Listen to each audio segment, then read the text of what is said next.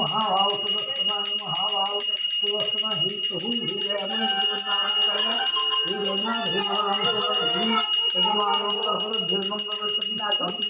कामना पूर्ण करो तो हृदय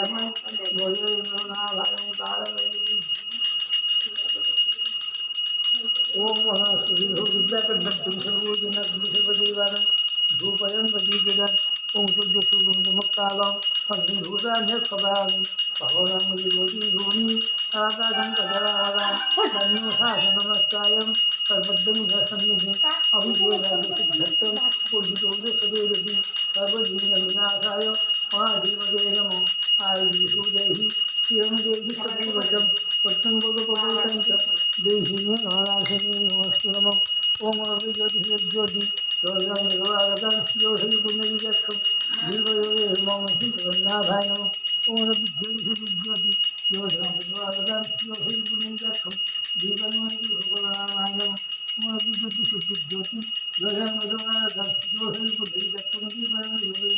ओम भगवान खबरदार नमः ज्योति योगं योगागतं योगं पुण्यविचक्षं ओम सुदर्शनाय नमः मंत्रहीनं भक्तिहीनं सुरेश्वरं तत्पूजितमयं देवं परिपूर्णं ददस्तुमे त्वमेव माता च पिता त्वमेव बन्धुश्च सखा त्वमेव विद्वान् त्वमेव सर्वं मम देव श्री जगन्नाथ देव राम सुदर्शन जय